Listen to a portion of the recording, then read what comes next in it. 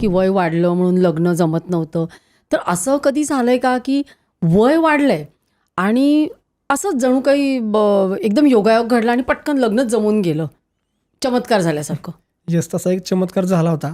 एक शेतकरी मुलगा आहे, म्हणजे सांगायला आवडेल की हल्ली शेतकरी मुलांचे लग्न हा खूप मोठा महाराष्ट्रातला प्रश्न आहे, की शेतकरी मुलगा म्हटलं की लग्न लवकर होत नाहीत.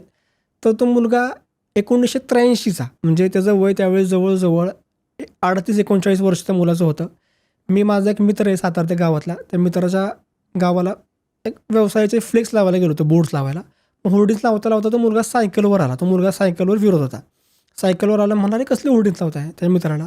तो म्हटला, "अरे असा माझा मित्र आला आहे आणि त्याचं असं असं वधूवर सूचक केंद्र आहे, त्याचे होर्डिंग्स लावतोय." तो म्हणला, "अरे बघ माझं पण, मी असाही लग्नाचा विषय सोडून दिलेला आहे, कारण असंही माझं वय आता 38-39 झालं आहे, शेती करतोय आणि शिक्षण 12वी आहे, कोण पोरगी जाणार आहे आपल्याला, मी विषय सोडला, आलंच एखादं भेटलं तर कोण." म्हणला, "बघ," म्हणला मला. तिथून मी गेलो. गेल्यानंतर एक मुलीची माझ्याकडे प्रोफाईल होती. ती प्रोफाईल माझ्याकडे जवळजवळ 3 वर्षांपासून होती. मुलगी दिसायला एकदम सुंदर आहे.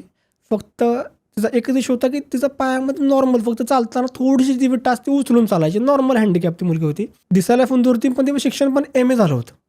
मास्टर इन आर्ट्स त्याने शिक्षण केलं होतं. कालांतरानं माणसांच्या अपेक्षा वर खाली होत असतात. तसं तिच्या अपेक्षासुद्धा नशिबाने चेंज झाल्या. तिचा फोन आला की "सर, लग्नासाठी स्थळ बघा." म्हणलं, "काय, कसं बघायचं आता?" म्हणून, "तुम्ही काय म्हणताय, तुम्हाला काय वाटतं कसं बघा?" म्हणून, "थोड्याफार अपेक्षा कमी केल्या तर चालतील का तुम्हाला?" म्हणले, "काय, कोणती प्रोफाईल आहे?" म्हणलं, "एक शेतकरी मुलगा आहे."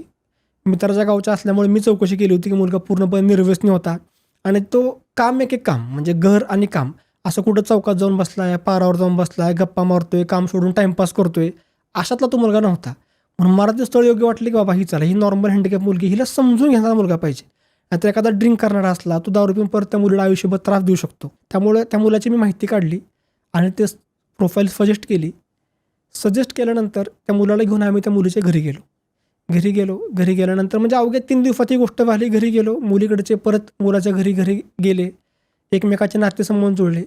10व्या दिवशी त्या मुलाचं लग्न जुळलं. म्हणजे लिटरली हा चमत्कार, ज्या मुलाने लग्नाचा विषय सोडून दिला होता, त्या मुलाचं लग्न 10व्या दिवशी फायनल झालं आणि तो तर एवढा खुश आहे आता. म्हणजे ते लग्न 21 साली झालं, त्यांना एक मुलगी झालेली आहे, गाडी घेतलेली आहे. म्हणजे तो म्हणला होता की "सर, मी जगून काय करू आता, कुणासाठी जगायचं?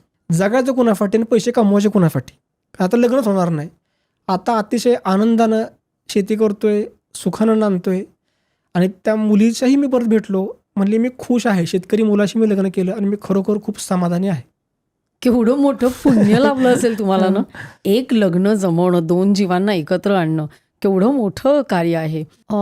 डिव्होर्स, आता आपण लग्न तुम्ही एवढं जुळवता आणि दोन्ही बाजूनी कॉम्प्रोमाइज असतंच नाही का. येस.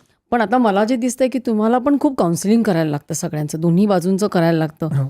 2 मनं जुळणार, 2 कुटुंब जुळणार आहे त्यासाठी. तर सध्या जर आपण म्हटलं घटस्फोटाचं पण प्रमाण खूप वाढतंय, तर तुमच्या देखत असं एखाद्या जुळवलेल्याचं म्हणजे तिथपर्यंत आले, पटत नाही आणि मग तुम्ही काउन्सिलिंग केलं, असं काही आहेत का केसेस? आहेत. सर्वात पहिलंच लग्न मी जुळलं होतं 2014 साली. हे आमच्या पाहुण्यातलीच मुलगी होती. मी त्यांच्या घरी दसऱ्याला फेस्टिवल असतो. त्यांच्या घरात साईबाबांचं मंदिर आहे आणि तिथं आम्ही दसऱ्याला जातो. त्यांच्या घरी मोठा महाप्रसाद असतो. त्यावेळेस ते म्हणले की "अरे, असं घरातली मुलगी आहे, तिचं लग्न करायचं." तो बायोडा मी घेतला आणि त्याच्यानंतर 4-8 दिवसांनी बावधनचं बगाड, तुम्ही ऐकलं असेल, सातारा जिल्ह्यामध्ये फेमस आहे बगाड, बावधनला बगाड. त्याच्यावर पिक्चर पण होता एक, "अगबाई आरेच्या" म्हणून पिक्चर एक होता. तर ते बगाड बावधनचं फेमस आहे. तर यात्रेला मी कधी गेलो नव्हतं, म्हणलं ॲटलिस्ट दर्शन पण होईल. यात्रेला गेलो, त्यांच्या घरी जेवण केलं, मुलाला भेटलो, घर वगैरे बघितलं आणि मला कुठंतरी ते योग्य वाटलं. म्हणून मी त्यांना ते एकमेकाची प्रोफाईल सजेस्ट केली आणि ते लग्न नशिबाने ते लग्न जुळलं. सगळ्यात पहिलं लग्न मी ते जुळवलं होतं.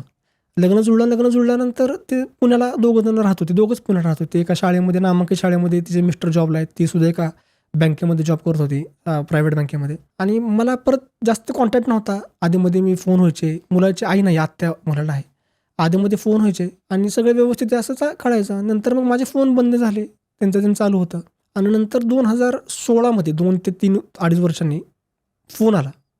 फोन आल्यानंतर मी आणि माझी आई पाहुणे असल्यामुळं आम्ही दोघंजण गेलो आणि समजलं की मी त्या मुलासोबत बोललो. आधी मुलाचा माझा फोन झाला. तो मुलगा म्हणला की "अरे, तू खूप चुकीचं वागते, तिला सारखं हॉटेलमधलं खायला लागतंय, घरी काम करत नाही." आत्याशी पण बोललो मुलाच्या.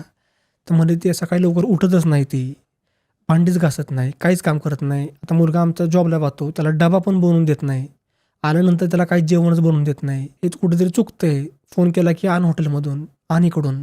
ऑफिस दिवस चालले, किती पैसे पुरणार, पुण्यात राहायचं माहिती किती महाग आहे ते. हे गोष्टी सगळ्या मी ऐकल्या. आता एक बाजू ऐकली. घरी गेलो. घरी गेल्यानंतर आता म्हटलं मुलीशी बोलावं. मुलीशी बोललो. मुलीशी बोलल्यानंतर मग लक्षात आलं की मुलगी म्हणली, "मी तर तसं काहीच केलेलं नाही. उलट ह्यांनाच हॉटेलमधली खायची सवय आहे." मी त्यांना म्हणते, "कशासाठी सारखं हॉटेलमधनं आणताय तुम्ही? मी यांनी तुम्हाला उलटंच डबा करून सांगितलं म्हणजे. ह्याने उलटं सांगितलं आणि तिने उलटं सांगितलं. आता नक्की तुम्ही विश्वास ठेवणार कोणावर?" त्या लग्नामध्ये एक गोष्ट अतिशय चांगली शिकायला मिळाली की मुलीच्या वडिलांचा स्टँड. आपण नेहमी मुलींच्या पालकांना दोष देत असतो की मुलीचे आई-वडील मुलींची बाजू घेतात, त्यामुळे डिवोर्स होतात. पण त्या एक केसमध्ये मी बघितलं ना, मुलीच्या वडिलांनी जो स्टँड घेतला ना, तो खरंच त्यांना सल्यूट करण्यासारखा आहे. सगळी माणसं बसली समोर. मुलाच्या वडिलांना सुद्धा शॉकिंग गोष्टी तिथे कळाल्या मुलगीने सांगितल्यावर. मुलगा जे बोलला होता ते पूर्ण वेगळं होतं आणि मुलगी जे बोलत होती त्यातलं बरंच तथ्य होतं. त्यावेळेस मुलीचे वडील त्यावेळेस बोलता बोलता म्हणले, "तुमचं म्हणणं आहे माझी मुलगी लवकर उठत नाही. तुमचं म्हणणं आहे हिला स्वयंपाक बनवता येत नाही. ही हॉटेलचं खाते. 2-2.5 वर्ष झाली माझी मुलगी तुमच्यासोबत राहते. तुम्ही मला आजपर्यंत सांगितलं आणि तुम्ही आता इकडं आणून ही आली, आज ही रडते घरात. तुम्हाला जमलं नाही ना तिला व्यवस्थित रुटीन लावायला. तुमचं काम होतं तिला सांगायला की सकाळी 6 वाजता उठ. आमच्या घरात 6 वाजता उठलं पाहिजे, हे काम केलं पाहिजे, ते काम केलं पाहिजे. नाही जमलं ना, आता माझी रिस्पॉन्सिबिलिटी आहे. माझी मुलीला तुम्ही नाव ठेवलीत ना, मी तिला रोज सकाळी 6 वाजता उठवणार. तिला मी रोज जेवण बनवायला लावणार. तिला मी रोज ज्या काही गोष्टी आहेत घरचं खायला लावणार आणि जोपर्यंत तिला ते जमत नाही तोपर्यंत मी तिला पाठवणार नाही." हा स्टँड त्यांनी घेतला. मुलाच्या पण डोळ्यात पाणी. मुलगा म्हणला, "नाही ठीक आहे, कुठेतरी माझं चुकलं." मुलगा म्हणला, "मी घरी जाणार." मुलगा तिथं झोपायला. घरी जा म्हणले, "मी सोडणार नाही मुलीला माझ्या." महिना 1.5 महिन्यानं ज्यावेळेस तिला कितीही दिवस लागेल ना, ज्यावेळेस तिला सवय लागेल, मला म्हणले, "माझ्या मुली विश्वास आहे, माझी मुलगी अशी करणार नाही. तुमचं म्हणणं करते, मी तिला सवय लावतो आणि मग मी तिला पाठवतो." आणि मी परत त्या दोघांशी बोललो. दोघंच होतं म्हणजे नवरा बायको आणि मी. त्या दोघांना मी एक प्रश्न केला, "तुम्ही किती वर्ष झाले संसार करताय?" 2.5 वर्ष झाले. त्यांना एक मूल पण झालं होतं लहान. एक मुलगा त्यांना झाला होता. आणि झाल्यानंतर त्यांना म्हणले, "एक काम करा आता. दोघंजणं डोळे बंद करा आणि डोळे बंद करून तुम्ही जे आनंदात आत्तापर्यंत दिवस घालवलेत ना, ते तुम्ही आठवा." "आठवले का?" म्हणलं, "मला आठव." "आता परत डोळे बंद करा आणि असं इमॅजिन करा की तुमचा संसार आता मोडकळीस येणार आहे आणि तुमचा संसार जो आहे तो आता तुटणार आहे. ते तुम्ही इमॅजिन करा. त्याच्यानंतर तुमची लाईफ कशी असेल." दोघांच्याही डोळ्यामध्ये पाणी होतं आणि दोघांनीही त्यावेळी डिसिजन घेतला की नाही, आम्ही परत एकत्र येणार आहे. आणि त्याच्यानंतर आजपर्यंत तिथून पुढं 2016 नंतर आज आता 8 वर्ष झालीत. एकही कंप्लेंट नाही. अतिशय आनंदानं संसार चालू आहे. ही क्लिप शेवटपर्यंत बघितल्याबद्दल खूप खूप धन्यवाद. संपूर्ण एपिसोड बघण्यासाठी खाली दिलेल्या लिंकवर क्लिक करा आणि सर्व काही चॅनलला सबस्क्राईब करायला विसरू नका.